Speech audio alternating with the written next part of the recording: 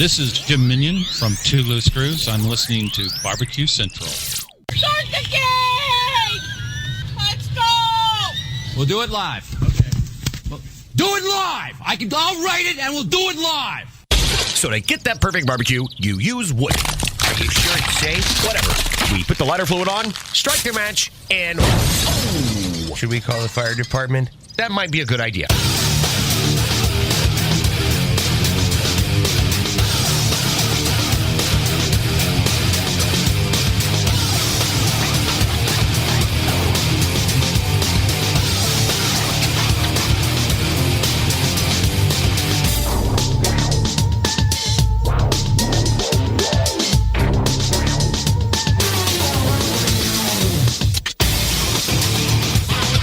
All right, good evening, and welcome to the really big Barbecue Central show. It is the show that talks about all things important to the world of barbecue and grilling. Originating from the Rock and Roll Hall of Fame city of Cleveland, Ohio. It is the barbecue capital of the North Coast. I'm your program host, Greg Rempe. Happy to have you on your Tuesday. If you've always thought that, hey, this is the Tuesday that I will call, this is the Tuesday that I will email, but it's my first time in and I don't know how to get in touch with the show, I can help you with that. Oh, now hold on a damn minute. I said I can help you with that. You can get in touch with the show by calling 216-220-0966. Email Greg at the BBQCentralShow.com. On the Twitter and Instagrams at BBQ Central Show. Anything else you want to find out about the show can be found at the main website, thebbqcentralshow.com. And here's what's happening in case you can get the newsletter. Coming up in about 12 minutes from now, he is the newest First Tuesday of the Month guest. He is the creator of HowToBarbecueRight.com. He is the pitmaster of Killer Hog's barbecue competition team. He is a YouTube and Instagram sensation. And most importantly, wrong sound effect, friend of this show, Malcom Reed, will be joining us shortly. A lot of things to talk about with Malcom. 35 past the hour. It wasn't 2 weeks ago, but little over a week ago, Houston Livestock and Rodeo took place in Houston, Texas. And we'll be joined by... I want to make sure I'm using my words correctly, so I will not throw out the term pitmaster here, because I am not here to insinuate or offend or cast names on anybody that shouldn't. But the person I was put in contact with to do this interview this evening, because the team that won Operation Barbecue Relief, which of course a fantastic organization, one that I support personally, one that I ask you to support, multiple times throughout the year. We do coverage as natural disasters hit. Typically, David Marks is coming in on the show to talk about that. But I will be talking with Dwayne Daniel, Operation Barbecue Relief. Again, that team wins Houston Livestock and Rodeo just over a week or so ago. So it'll be great to catch up with him. Then we'll move into the second hour. Guy that I love to talk grilling with especially. He is Weber Grill's pitmaster. He is an educator. He is a celebrity when it comes to live fire cooking and grilling and smoking and barbecue and all that stuff. Kevin Coleman will be joining us. Specifically, we'll be talking about all of the new revisions that the Genesis 2 grill has. We'll also get into a little charcoal summit. We'll be talking to some extent about smoking on the grill. You know I'm a big fan of having multiple cookers, all this stuff, but sometimes it's good to have one cooker, or if you have one cooker, sometimes it's really good to know how you can use it a bunch of different ways in order to get a different result out of it. So Kevin Coleman will be joining us, talking about a lot of different stuff there. And then to close it out, somebody that had efforted a couple weeks ago didn't work out because he's very busy. He has assured me that he is in this evening, the creator of LA Talk Radio and pretty much the existence of this live show, the Barbecue Central Show. Sam Hassan will be joining me to close it out tonight. So there you have it. 216-220-0966. Greg at thebbqcentralshow.com are the ways to get in touch with me. head on over to the YouTube page, get in touch with everybody that's in Instant Chat. Lots of celebs hanging out there this evening. All right, a couple weeks ago, I had my first guest, and rarely do I have a first segment guest. We were celebrating a then fresh 16-year-old Madison Rempe, but now well-seasoned in more ways than one, and she rejoins me here tonight. Maddie, let me get your mic off mute. How are you, Matt? I'm good. All right, so big news here. Let's go ahead and play this thing. Here we go. Here we go. Barbecue Central Show exclusive Very news exciting. update. All right, Greg Rempe reporting for the breaking news desk here on the Barbecue Central Show. What's the breaking news, Maddie? I got my driver's license. We got them L's, baby! Yep. All right, so let's break it down because it's been roughly, let's see, let me do this math here for you. 44 years old and 16, 18 years, 28 years I've had my... So it's been a little while since I've had my driving test, although it did consist of a driving portion and a, whatchamacallit? Written? Yeah, written to get the temps, but Oh. then we did the maneuverability. I think that's what they call it these days. Yep. So, you won't believe this, but, way 100 years ago, like when your grandparents were getting licenses, and I don't know if this is the case in other states, but at least in the state of New York, you used to have to parallel park. You didn't do maneuverability. They parked two cars, left space, and said, park in between them. Would you have rather done that or maneuverability? Maneuverability. Oh, of course. So when we were getting ready to take our test, it's like, practice maneuverability. So if you can lead us into the day of licensing, what did you have to do leading up to today? I practiced maneuverability. I wouldn't say a lot. I went 2 times, but I did the maneuvering. Yeah. We did it like, 10, 15 minutes at a Yeah. time. Yeah. So that was good practice. And then other than that, it was just like driving around. So driving to school, driving to friends' houses and stuff like that, just to get ready for the driving portion of the test. Now, no pressure here, but how do you feel as driving teachers your parental units did? Like you? Yeah. Oh, I'm a parental unit. So is your mom. Good. Have you met us? Yeah. Okay.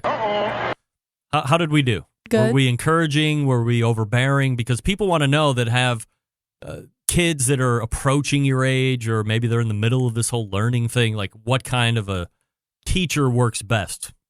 I mean, you were good, but you were kind of pushy. Pushy how? Like, you kept trying to get me to do things when I told you I wasn't ready to do them. You're like, well, you have to do them sometime. Do I talk like that? Sometimes. I do? Yep. You better do this or that. Yep. Fix that. You can't do that anymore. Yep.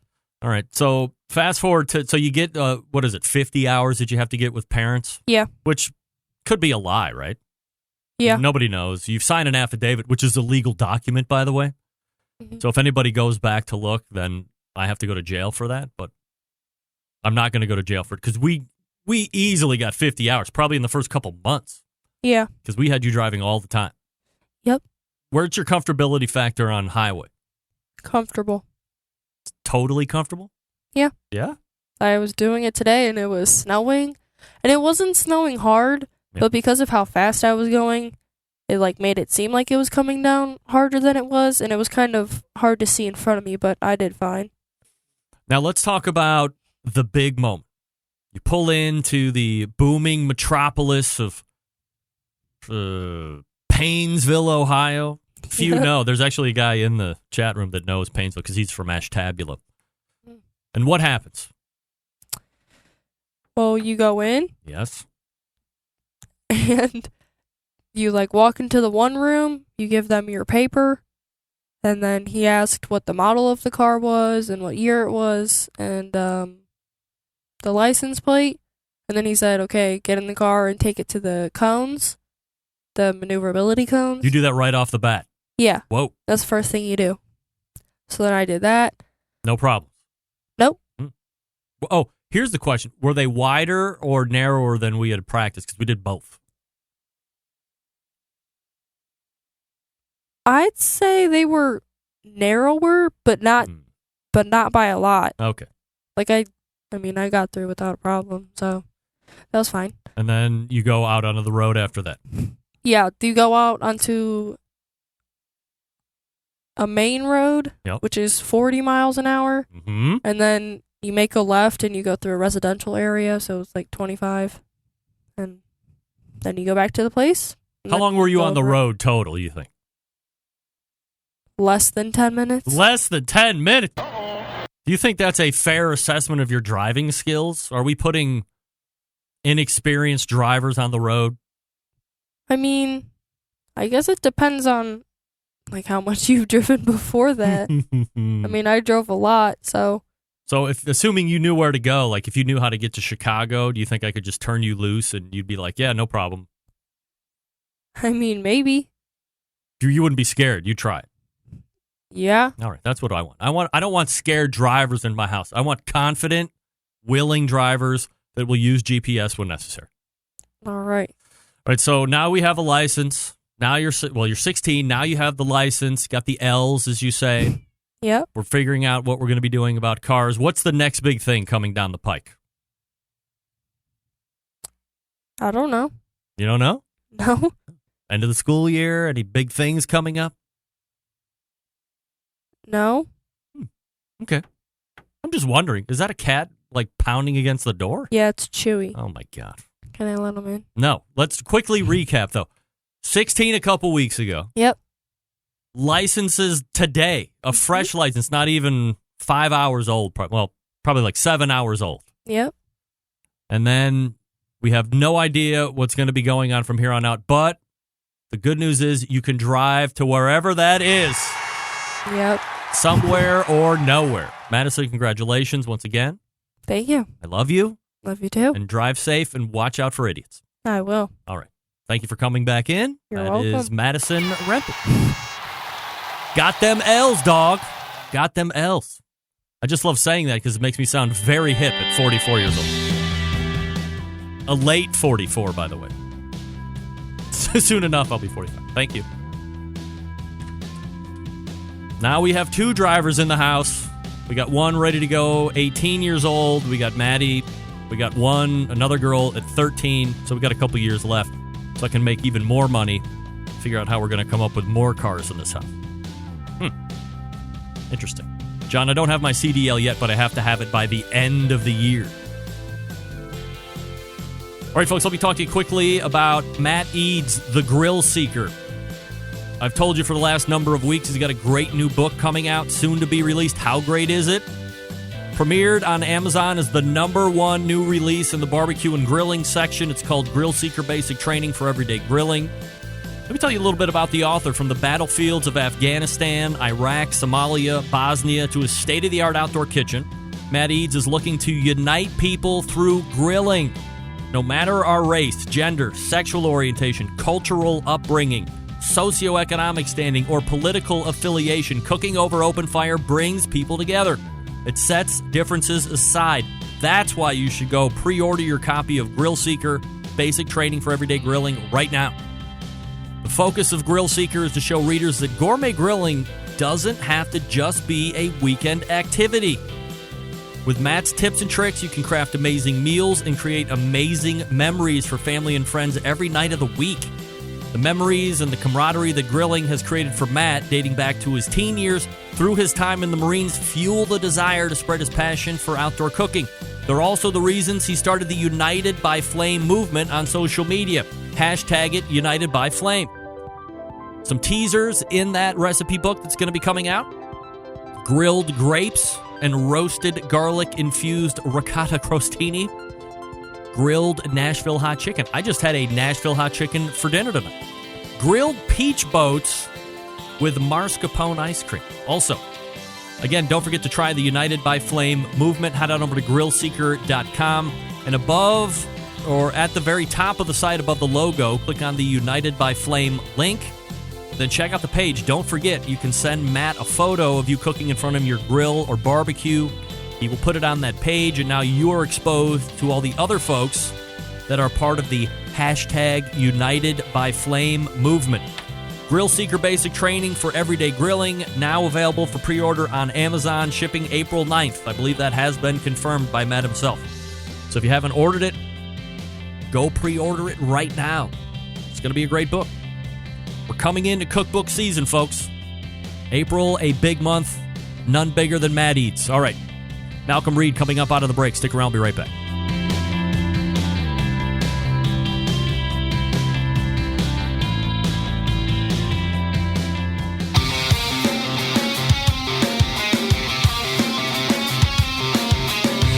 Broadcasting live from the Barbecue Central Show studios in Cleveland, Ohio.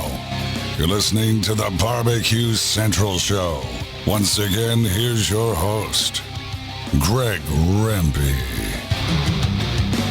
This portion of the show being brought to you by Butcher Barbecue, makers of award-winning injections, marinades, rubs, seasonings, barbecue sauces, grilling oils. All of Butcher Barbecue products have been tested on the competition circuit, as well as in backyards worldwide. Be the pitmaster of your neighborhood and visit butcherbbq.com to stock up now. Always trust your butcher. Right, joining me now, the first Tuesday of the month, newest but recurring guest, creator of How to Barbecue Right, pitmaster of Killer Hogs Barbecue Team, friend of this show, Malcom Reed. Malcom, how are you, buddy?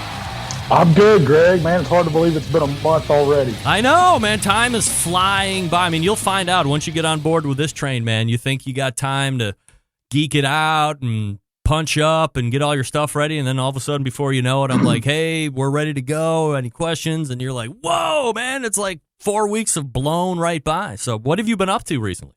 Man, it's been a whirlwind around here. I've been to the Bahamas and back, cooked at a steak contest, put out a couple videos, and tried to stay warm the whole time, too. I mean, which it wasn't hard to do in the Bahamas. No, I would assume that's pretty easy, but coming back up here, especially in Cleveland today, I mean, we're single digits at best. It's starting to snow again, which I thought maybe, although we're in Cleveland, so, I mean, it can snow all the way through June, for crying out loud, depending on how the wind blows off the lake. But before we get into a little bit of a recap on that SCA event over in Green Turtle, I want to talk to you for some time to talk on these developing issues for what many consider to be the biggest barbecue event during the course of any calendar year, specifically Memphis in May. And there seems to be some type of a discrepancy on park renovation, and are we going to have room for teams and the real Memphis in May competition? So what do you know about it, and where do we sit with it currently? Well, I mean, that's exactly it. What's happening is the city is got a new company coming in for a plan to kind of revitalize some of the Tomley Park, which is where Memphis in May has been held for ever since it started. I mean, it was formed right there. And the plan that they've done is really changing up some. Not only is it affecting us barbecuers, it's also affecting Beale Street Music Festival, which is a huge draw. The month of May, the Memphis in May, there's a lot of events that go on there in Tomley Park the whole month, and it's really affecting the whole thing, and it's got everybody just kind of up in arms over it. When you look at the park and you know the history of this whole thing, was there an issue with how the park has been set up? Is this a idea that was just sparked here over the last handful of months, and we decide, okay, this is the time we're going to try and get something done, and they're not really using any type of foresight as to what other events it might be affecting? Well, I hate to say it, but it seems, and I'm no authority, but it seems like that they're really not concerned with what it's going to do to the barbecue fest or even the music fest. I mean, they've got kind of a plan, but what we've seen from their preliminary plans, there's no way it's feasible for it to work for barbecue. There's way too much infrastructure that needs to be there as far as the guys setting up the electrical, setting up the utilities, setting up the scaffolding, all the lanes we need just to get equipment in aren't there.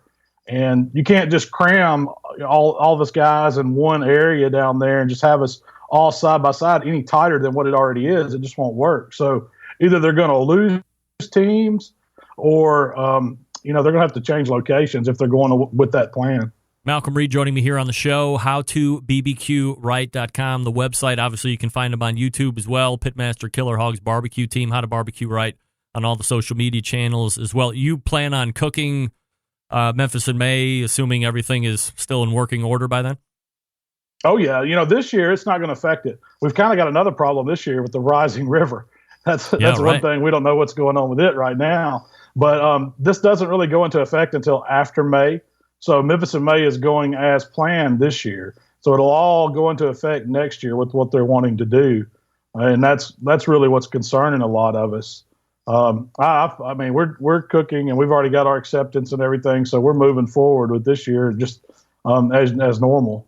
Quick question on cookers, Malcolm. Since you have a bunch of them, from a competition standpoint, will you throw some use on that Jambo at this year's Memphis in May, or will you stay with what you've always used prior? I'm planning on taking the Jambo, and that's going to be my showpiece. That's the one that I'm going to put out front. We're going to cook. We're actually doing the rib category this year, and I'm going to do ribs on the Jambo at Memphis in May. I think it's going to give them a great flavor. I'm going to be able to, show off several slabs at once on that cooker, and it can hold a ton of ribs. And it's going to look slick parked right up front.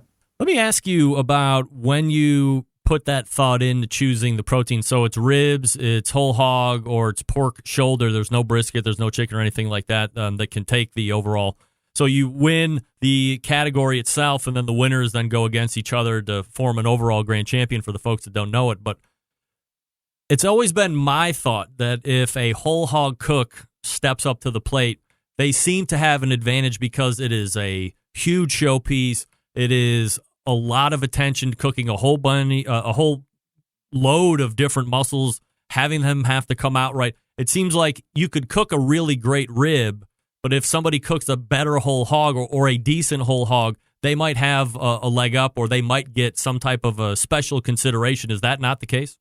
Well, you hate to say that because you want to say everybody's got a fair chance. So with me going back to ribs, I think I got a good chance.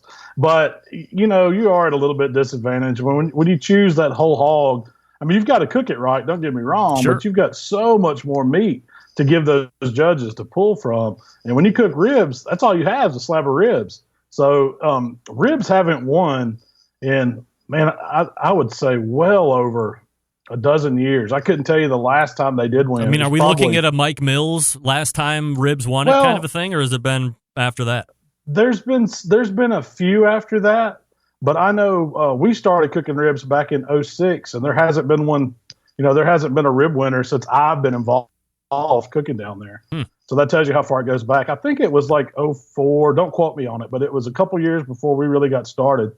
The last rib team.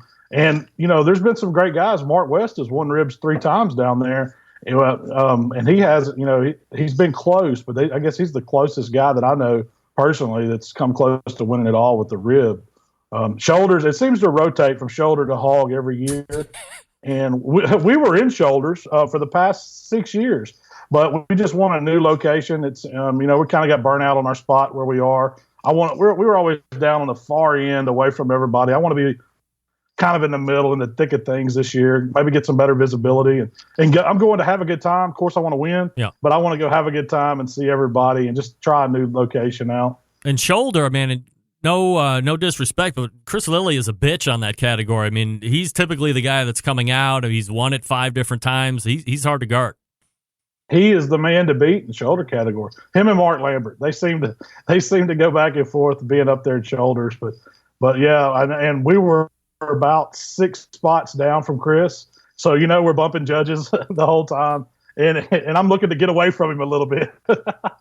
Malcom Reed joining me here on the show. Malcolm, let's go ahead and talk a little bit about that Green Turtle Key or Green Turtle K trip you took to the Bahamas. There was a Steak Cook-Off Association event that was folded into this, but how did the trip come up? What was it all about? Well, Brad and Susan from Grill Grates, they have a house down there in Green Turtle Key, and they're great people. I couldn't cook the steaks I cook without those grill grates. I think that's the one thing you find in common. There's all kinds of grills out there, but just about everybody has a set of those. And so they wanted to host a contest down there in the winter, which was a great time. There wasn't a whole lot going on around, and it's cold here, so why not go to the Bahamas and cook a contest? Was it any different than a normal I mean, aside from being in a palatial area and great weather on a beach, was it pretty much the same setup and go that you would do something akin here domestically? It was. The only thing we didn't bring our grills. Brad had brought down, I guess, man, he must have had 26 Weber grills, like 22-inch kettles for us to cook on. Had the grill grates, had us a grill glove, the tools, a thermometer, knives, cutting boards. All we had to do was show it with some seasonings, which made it really easy. And the SEA guys, Brett and Ken and Danny, they kind of repped the contest. So it went off without a hitch. And they had some great steaks from Snake River Farms. And, we all got our 2 steaks and did the best we could in the wind there on the beach. And I didn't come up very good. Man, I was like 21st. But I think I'd had so many of those rum drinks by that time, I didn't really care. So how many teams are in that? There were 28. There were 28 teams, and they had 26 grills, but there were a couple husbands and wives that used the same grill. And so they just kind of we all were just right there elbow to elbow, sharing tables and, helping each other out if need be. I mean, we fought the fire a little bit. The wind made it a little challenging to get those Webers where we wanted them, where we're used to running them. But all in all, it was a great cook. Are you a PK grill guy otherwise? That's what I cook on all the SCA events. I started out cooking on Weber, so I was familiar with cooking on them. I still cook on them at the home. But As far as SCA goes, I cook on PK with grill grates. You've seen the growth of competitive steak, obviously. Where do you see that whole thing? And there are now a bunch of different, well, not a bunch, but at least 3 or 4 different sanctioning bodies. You got SCA, you have the American Competitive Steak Association that's based out of Columbus, Ohio. You have whatever version that KCBS is trying to trot out. Where do you see competitive steak as a whole over the next handful of years? I see it grow. I mean, it's steady growing. I like what they're doing. They're adding other categories, like they're adding ribs in some of them. And, they're in a position where the guys running that are really listening to the cooks, and they're not scared to make changes as they need be. If it's a change that makes sense to them, because Brett and Kim were cooks first too before they started the SCA, and they're all about the cooks and making it easy on everybody, from the organizer to the reps to us cooks. So I think it's a great thing. I mean, there's plenty of room for growth in the steak cooking world. I mean, and you see about how many's popping up. Every little town's doing a steak contest now. Malcolm, can you break down your steak technique for us when it comes to the competition side of things? Man, I don't get real crazy with it, Greg. I'm a salt pepper guy. I got my AP season, salt, pepper, garlic. That's the first thing I usually put on them. Yeah. When I get my steaks, I trim them up a little bit, but I don't get real aggressive. I try to pick a steak because they lay them out on the table and we get to pick 2 steaks. So I try to pick one that's got some decent marbling to it, not too much fat around the eye. I want some, but I don't want too much because I don't want it to fall apart on me. And then if it has a tail on it, that's fine. I can trim that off. I just try to get a decent ribeye. And then I look for one with a good spinalis because that's what they're judging us on when they're tasting, or at least I want them to judge me on, the best part of the steak. And then we're trying to nail the tenderness across the eye. And so I get one that, has a decent size eye on it to where when they cut it at the cut table, there's enough meat there for them to see how well I cooked it. The cook process is simple. I hit it with a little AP. I use a little bit of like a traditional barbecue rub, not real sweet. I use my hot rubs. I don't want a lot of sugar on it, but I want that pepperiness. And that's just for color. And then I finish it off with a little bit of ground steak seasoning. And you can use any kind of steak seasoning, but it's all about cooking a steak that's going to really resonate with the judges. It has a good steak flavor, but it's really, you got to nail that medium. And that's the challenge in these things, hitting that medium temperature. Where are you pulling it off? And how much degrees are you accounting for carryover when you let it rest? Well, it depends on what the temperature is outside, what the conditions are like. I've seen them done at 128, carrying over to about 133. I've taken them off at 132, and they carry over to about 137. They're usually going up about 5 degrees with the little rest. But you got to think, if it's real cold outside like it is now, you got different conditions. So I may take it just a little bit further because I know it's, I need it. But if it's real hot, I'll take it off at like 128 in the summertime. So it just kind of depends on the feel of the weather that day. Malcolm, I didn't realize from a competition barbecue standpoint until maybe 6 or 7 years ago, and I think I was talking to Melissa Cookson, actually. We were talking about flavors and do you hit it with them anything before you run them to the judge tent or anything like this, and she had said, hey, when we practice at home, we dial in our seasonings on lukewarm and cool barbecue because that's pretty much what the judges are tasting. It would be fruitless for us to try and tweak those on hot meat, and thusly the flavor profile is going to change when the meat cools off. Does a similar thing go for the steak, or do you find that the judges are getting warmer to hot steak after turning? Well, they try to get it to them as hot as possible. And I've found just by cooking them at home, now I was cooking when it was a little warmer outside, that they will carry over and they'll stay pretty warm for a while. So they're not getting stone cold unless they're just piled up on the cut table. But what I do is I try to time it, and I try to see what's going in. I don't just jump in right at the very beginning of the window because, you've got a 30-minute window in steaks. That's pretty wide spread out for a normal size contest. I mean, you can go in and it not be backed up. Chances are you could go straight to a cut table and go right to the judges, and you're not losing a whole lot. But they do carry over. That's a fact. I mean, I've watched it myself. So I try to hit them on that carryover maximum, get them turned in, and as it's falling back down, it's perfect when they get it. Malcom Reed joining me here on the show. All right, so let's get into this little bit of a argument or sidestep here.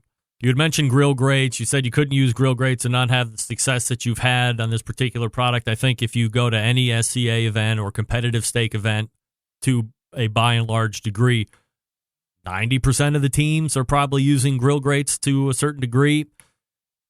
Has it gotten to a point already in its early growth stage to where judges have become accustomed to seeing the grill marks on steaks that grill grates provide, to where a team would not want to take a risk and either flip the grill grates over and do like an overall browning, which I think if I was doing a contest, I would do. But then, of course, the little devil on the side, or maybe it's the angel going, hey, stupid, you know how everybody else is going to turn this in. You're going to stick out, and it's not going to be in a creative, let's reward that guy way. It's going to be, that's not what it's supposed to look like, and we're going to penalize him way.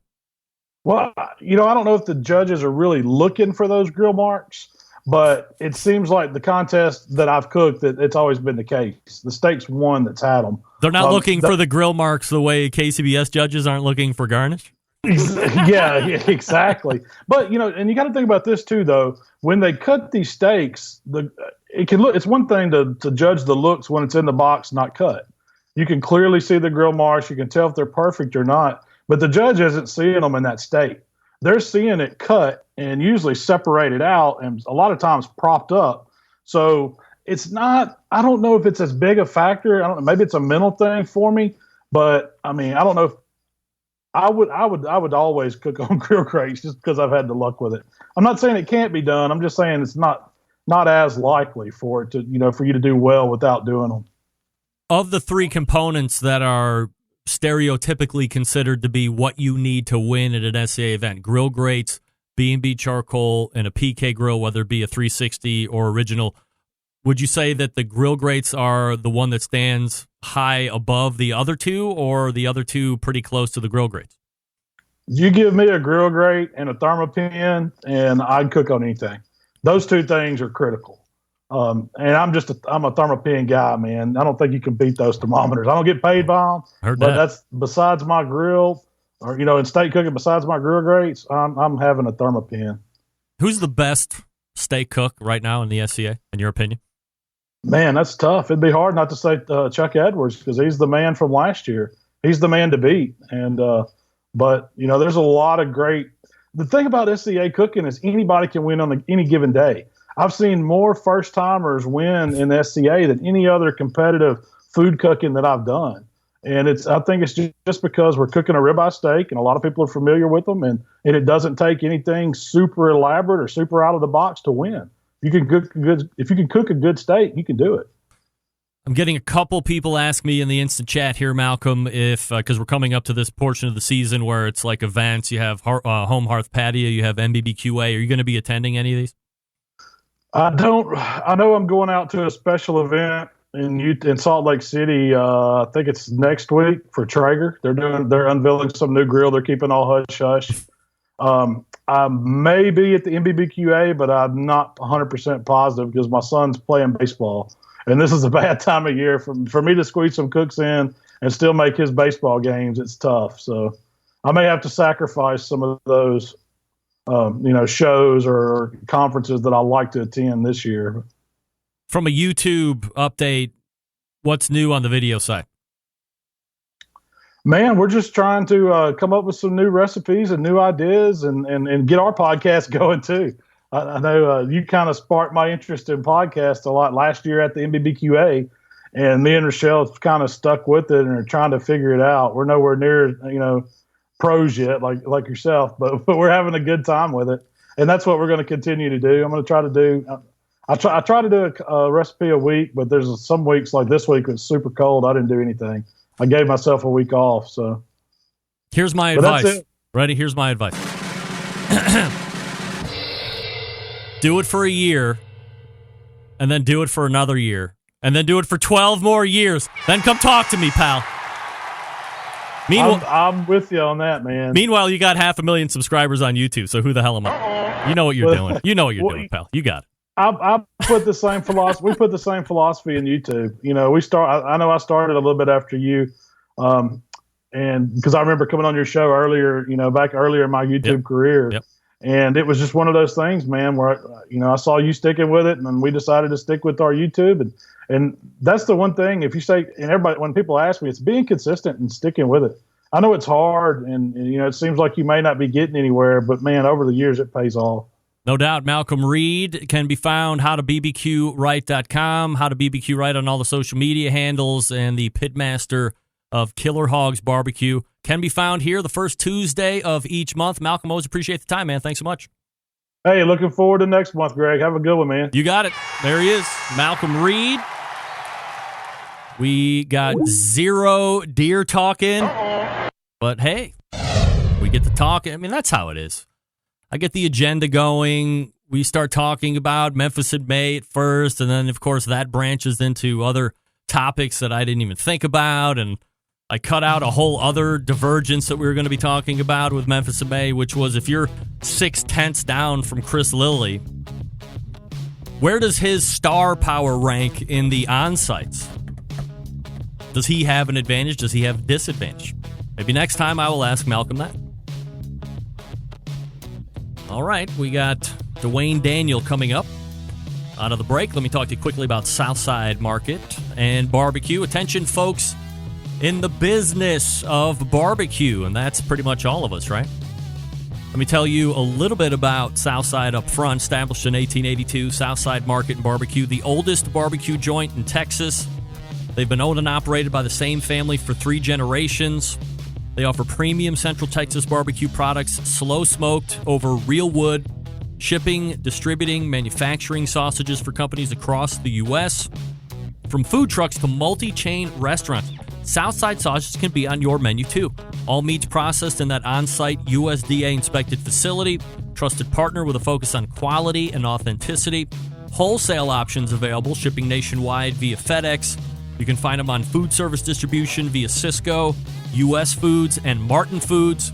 Co-packaging capable from research and development to package completion. They can follow your recipe or help you develop something brand spanking new. They also have private label opportunities available as well. Not familiar with that is? How about this? If you love Southside Market sausage so much that you would love to sell their sausage in your shop or truck or whatever, but you want to put your logo on it, that's private label. You get in touch with them, say, hey, I want to sell that beef sausage or that cheddar jalapeno or whatever.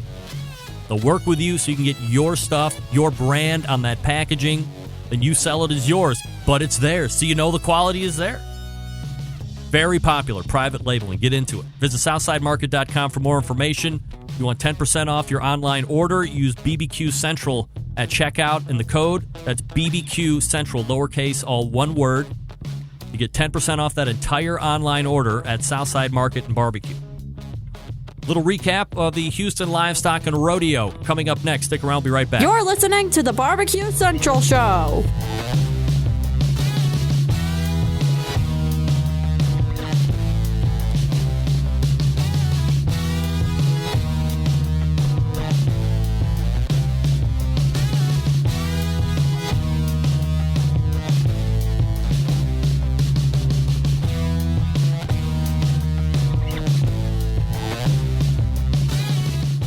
continuing to produce incredibly mediocre content in an exceptionally professional way.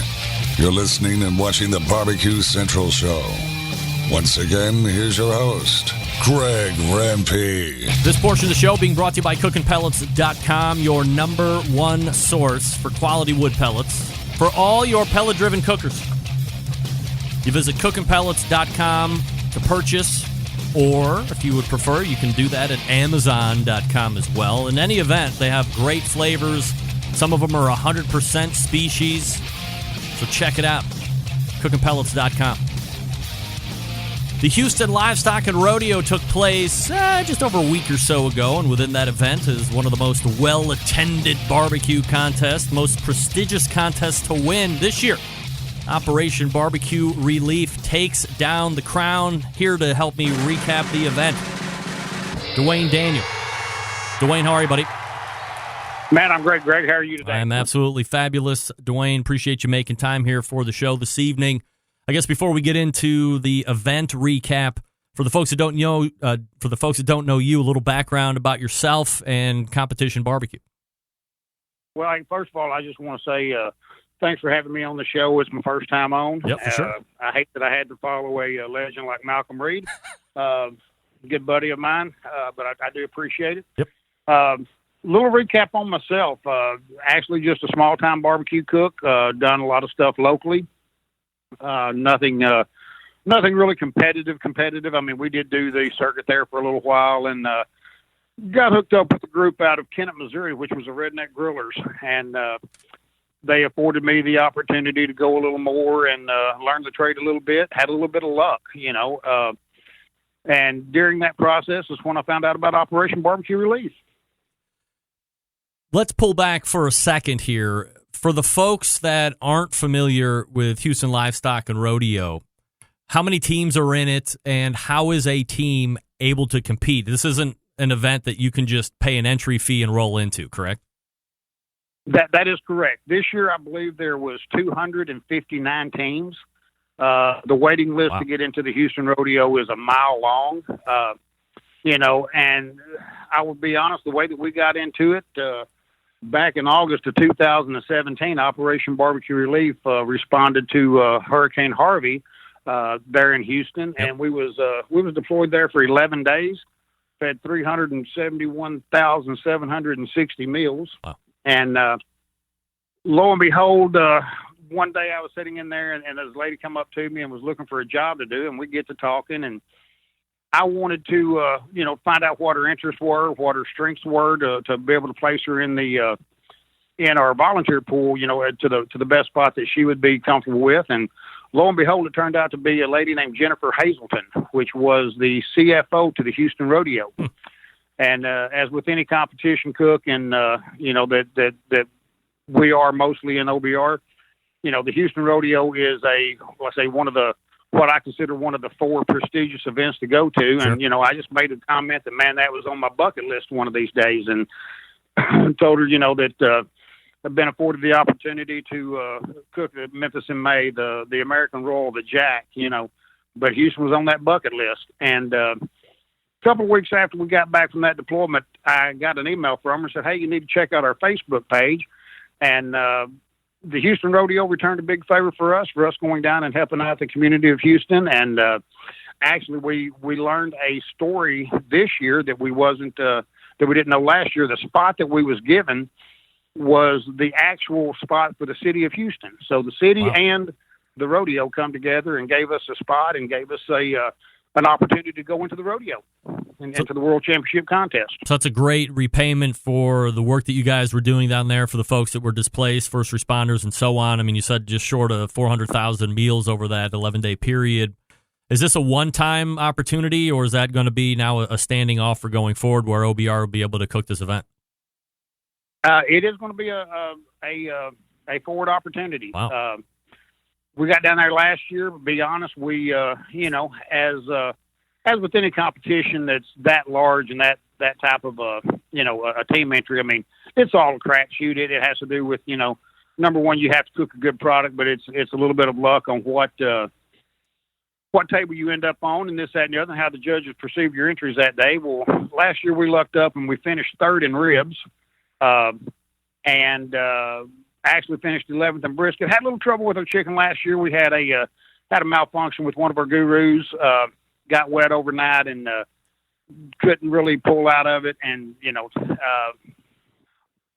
scored a little lower on chicken than we'd like, but we still ended up 6th place overall. So, I mean, we was kind of pumped about it, and at that time we didn't know if it would be a one-time opportunity, and they assured us right after the rodeo last year that it would be an opportunity to go forward as long as we wanted it.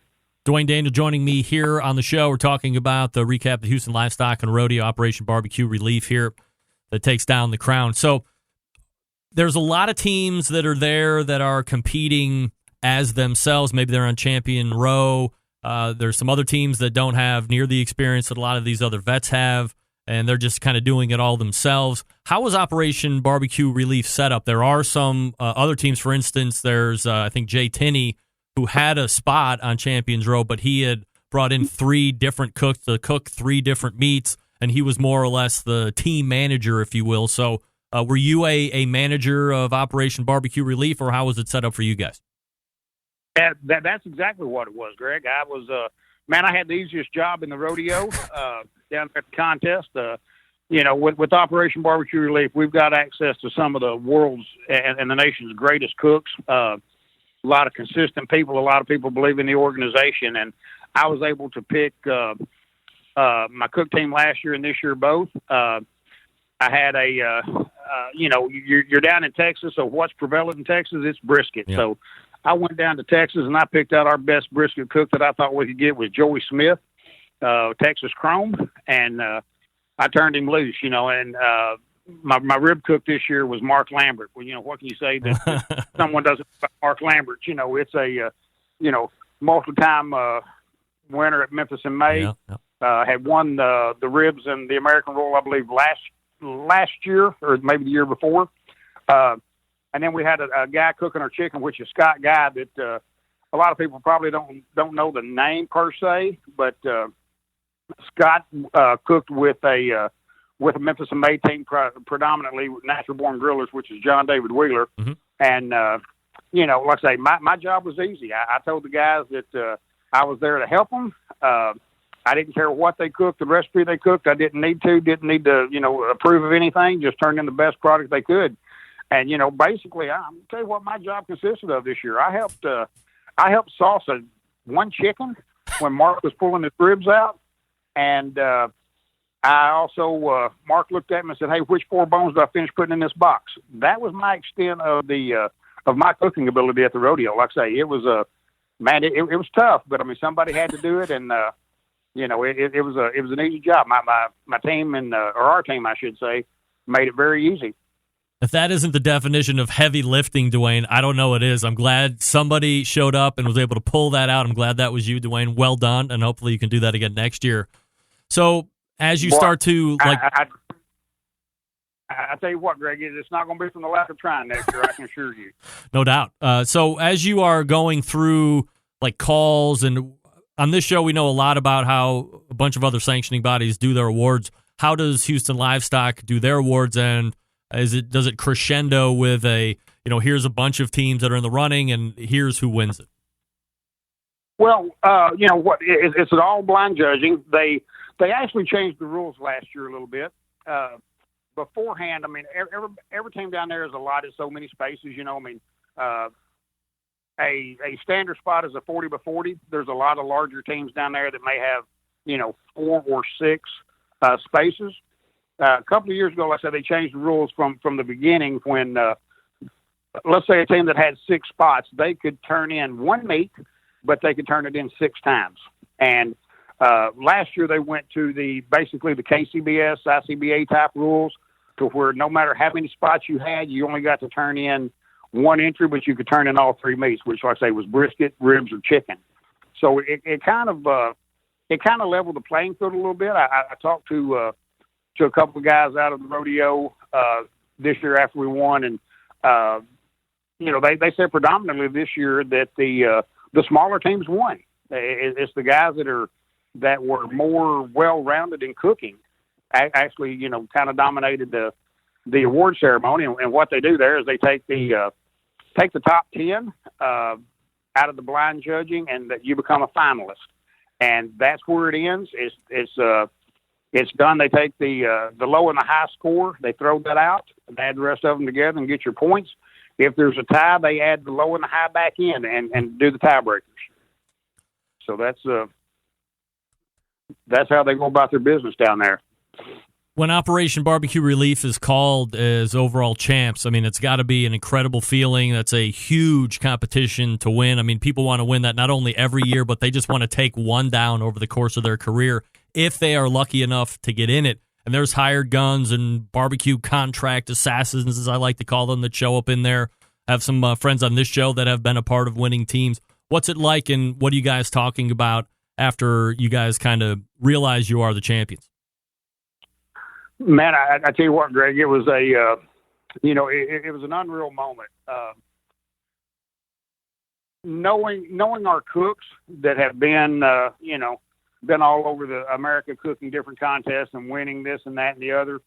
And, just having that feeling of, it was nerve wracking while you're on stage waiting for your name to be called and this, that, and the other. But when it finally happened, I mean, it was just, it was true elation, just, a feeling that you can't really put in words. From a cooker's standpoint, I'm interested. You guys use the same kind of cooker for each meat, or did each guy bring their own separate cooker? Each guy brought their own cooker.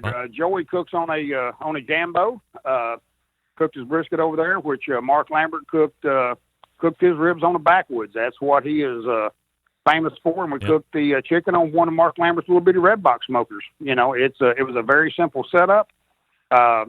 Which down in Houston you have to.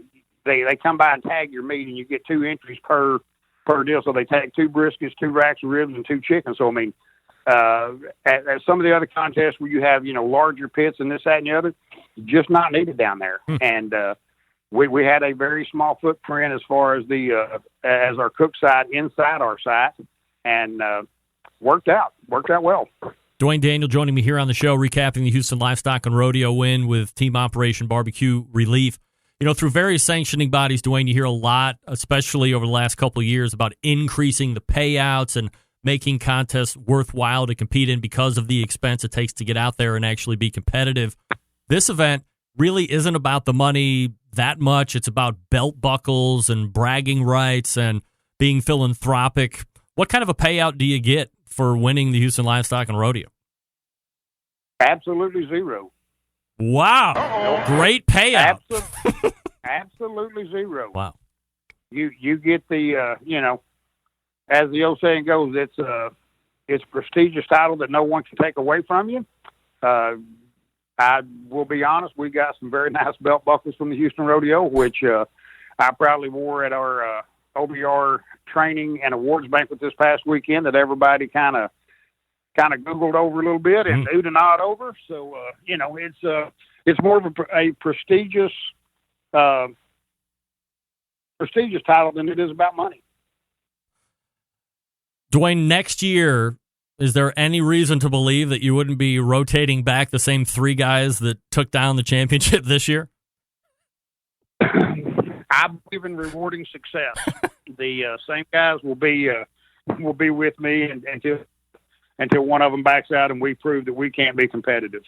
And with the group that I have, I don't see the cook team changing anytime soon. With Operation Barbecue Relief, we do believe in spreading the wealth. There will be different volunteers in different roles of the organization that may come in and do different parts of the what we call the front of the house, the promotion of OBR. But the cook team will remain the same as far as I'm concerned.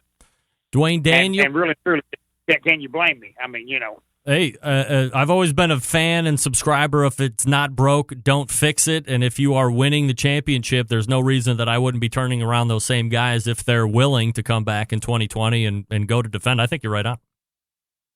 I tell you what, with the with the smiles that I've seen on those guys' faces and the hugs and the laughter and this, that, and the other, I just can't. I can't see any one of them not wanting to come back. Yeah, and it's an all-time title, no doubt about it. And it's Dwayne Daniel, Operation Barbecue Relief, helping me recap it and break it all down. Dwayne, really appreciate the time this evening. If you are looking to support Operation Barbecue Relief, what's the website to go hit? www.operationbbqrelief.org. You can also, if you want to sign up to volunteer, you can text OBR to 51555. 51555 to volunteer. All right, Dwayne, really appreciate the time tonight, my man. Thanks so much. Thank you, Greg. You got Have it. a good night. There he is. Dwayne Daniel, Operation Barbecue Relief, Texas Post, Houston Livestock and Rodeo team manager, and they take down the title in 2019. That's right. Your current Houston Livestock and Rodeo champions if you need them. Joey Smith, Mark Lambert, Scott Guy, Dwayne Daniel, team manager. And as I was going back and forth with Texas correspondent Doug Scheiding, he said, hey, this is a huge event to win, but it is also mega corporate. It's super hard to get into, echoed by Dwayne Daniel, of course. I think that waiting list that's a mile long is like 15 years long, so that might even be more than a few miles. So congratulations to the cooks at Operation Barbecue Relief for taking it down. 2019 champs, they will turn back around in 2020, assuming they're all down for that on the cook side to defend that championship. So we'll see how that goes. We're going to come back and wrap the first hour right after I tell you about Green Mountain Grills, as I talked with Jason Baker last week from Green Mountain Grills.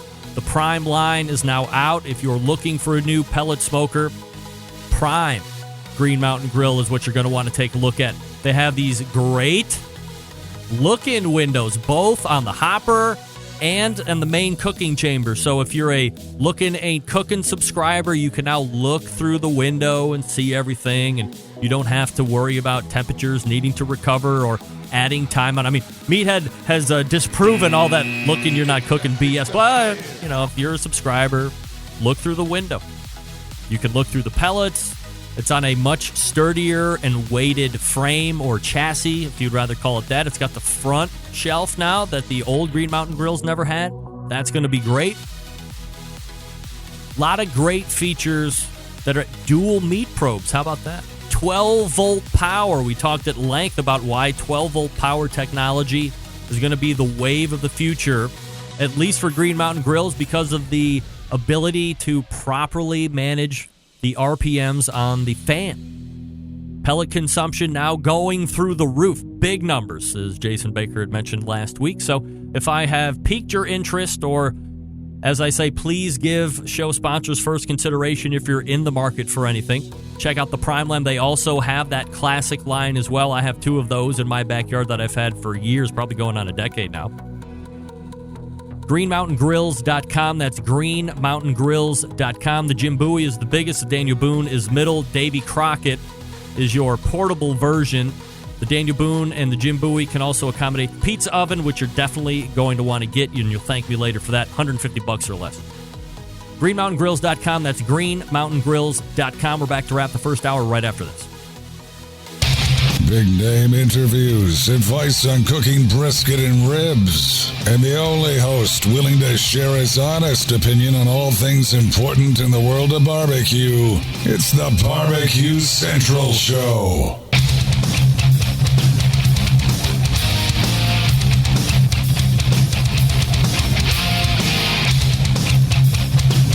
All right, thanks again to Dwayne Daniel, Operation Barbecue Relief, Houston Livestock and Rodeo, overall grand champions, Smokin' Joe's Pit Barbecue. It's an amazing show. Greg does a great job on this. I'm surprised more barbecue freaks don't watch this show. Joe, thanks for the kind words, but most barbecue freaks download this show on podcast. They're not here to watch live. Remember, this was a podcast at its very beginning. All right, we are going to be coming back for the second hour, so stick around.